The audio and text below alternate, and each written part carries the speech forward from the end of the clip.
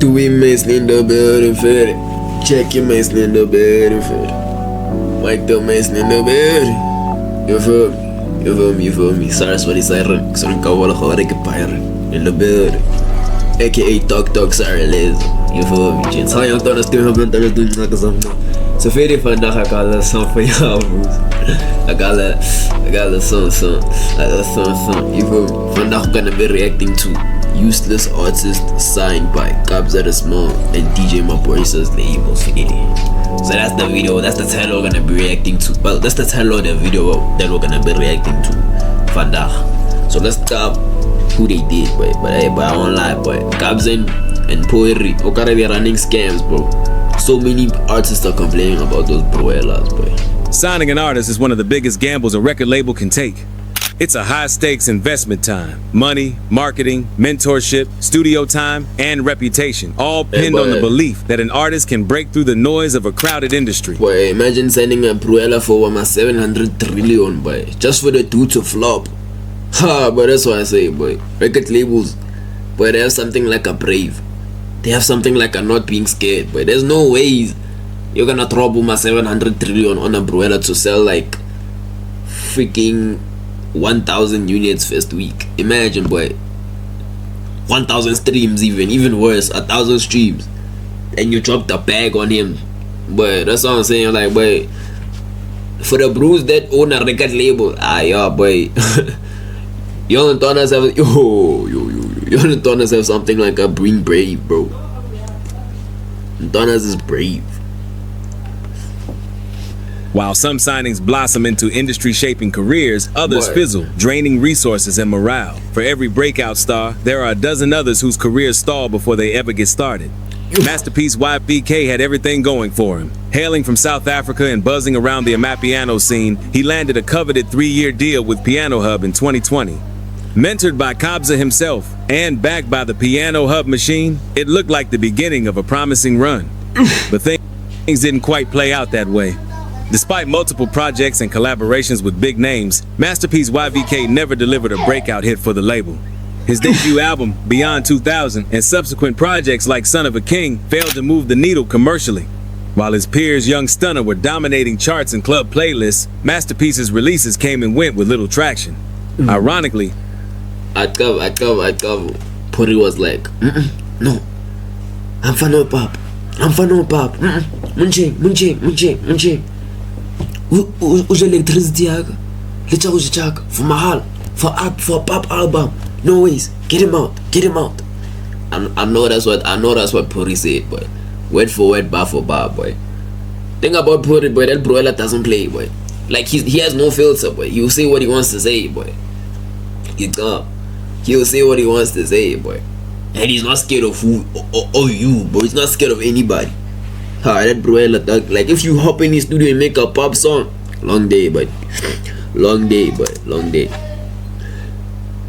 The only times his name gained real attention were outside the label. His biggest exposure came via DJ Stokey and Tyler ICU, 2 artists not even signed to Piano Hub. On their records, Masterpiece showed flashes of brilliance, leading some to believe he had potential. But I just got putting Kabza chewing on his royalty money, boy. I just got. When it came to his solo efforts or Piano Hub back releases, the hit simply never came. And that's the reality. Labels hate to admit, not every signing pans out. By the time his 3-year deal expired in 2024, there was little debate about renewal. While he speaks fondly of the experience and calls it a learning curve, many saw his time Did you see that? at the label as a missed opportunity. Yo, Bruiser, hey boy. Boy. I know you're busy with your meat in your hand after you saw what I saw right now. But wait, I think I saw something, bro. Is that a BMW? Chase, I think that's a BMW. Is that a BMW though? I think that's a BMW, to be honest. Like, I won't lie. What, dog? You want me to zoom in the BMW? I would, but I can't.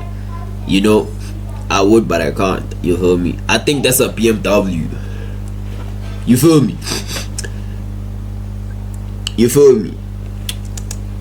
Damn. experience and calls it a learning curve. I mean, like, many saw that has his to time be a at the label BMW, as a right? missed opportunity, a case of what. But let's get back to the topic. Unlike Madu, aka TRP, who was also signed to Piano Hub, who may not be as famous as Kabza the Small or Young Stunner, but his influence on Amapiano is undeniable. Known for his prolific output and soulful production style, Mdu played a key role in defining Amapiano's early sound. While he stays more behind the scenes than some of his peers, his fingerprints are all over the genre's evolution, making him one of its unsung architects.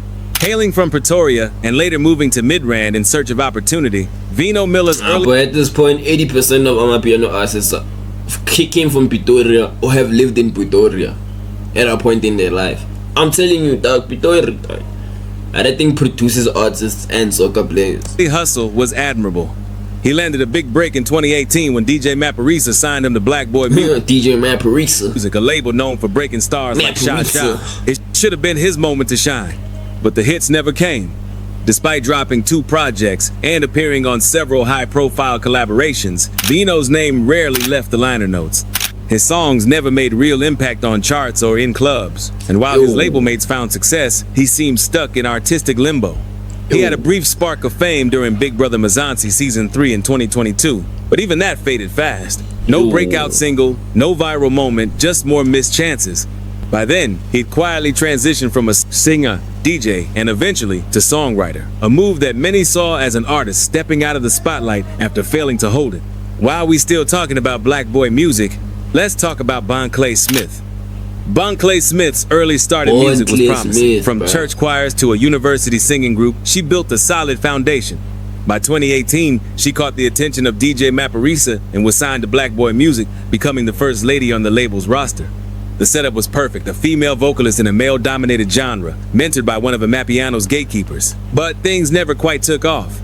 Despite being part of major hits like Santin with Kabza the Small, Focalistic, and Kamo and Amanakiniki with MFR Souls, which won MTV Africa Song of the Year, Bon Clay Smith remained in the background.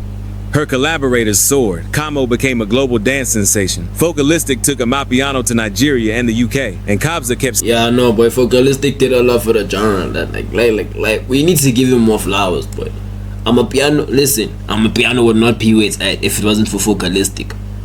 He's had a big role in where Amapiano is today, but I don't care what you Bruella say or what you Mami say, bro. I will choke slam you, dog.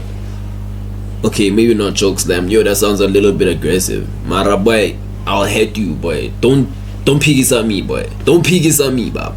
Please. Please. Oh, bad. Don't pick this at me, boy. Please. Stacking plaques. Meanwhile, Bonso's momentum stalled. She released an EP, dropped a few singles, and stayed active online with her dance content, but none of it translated into the star power or demand her peers commanded. No viral breakout, no headlining tours. While the industry watched Kamo and Focalistic evolve into brands, Bon Clay Smith seemed stuck in feature mode, always a guest, never the host. Even with the backing of Black Boy Music and access to Maphorisa's production empire, she couldn't carve out a distinct lane or capitalize on the attention she once had. She had the sound, the look, the platform, but not the breakthrough. That's tough. I wish I could dive deeper into the industry and break down more artists, but let's keep it short for now. Thanks for watching. Until next time, stay sharp. Tight shit. That was my video. I know, but that's tough, boy. I literally forgot half of those artists that on that list that they even existed or made Amapiano. Like, that's how hard they're not famous anymore. Like, that's tough. But that's sad, boy. That's sad. That's a sad thing, boy. That's a sad thing, boy. That's a sad thing. But maybe some of them just didn't wanna, like, you know, be bigger. Some people don't wanna be bigger. You know, it is what it is, Fede. But it is what it is, boy. I mean, I won't lie though, I'll still sign that Maphorisa contract, boy. It's about the fame, Jane. It's about the fame. Mine's the man, you can get the money later, but it's about the fame, boy. You can't say, no, I'm not gonna sign to Pori, but then you're gonna also be, like, you're not gonna get anywhere. At the same time, like, you're underground, nobody covers you. It's better to, like, step on that ladder, let Pori sign you, chow your royalties nyana for my 3 years, and then vibe. Okay. Nah, that's crazy, but me, that's how I see it though, but no disrespect to Porter, no disrespect to anybody, you feel me? It's all love at the end of the day, gents. You know. Subscribe though, tell me what more videos y'all brothers wanna see, and I'll give you all that, you feel me?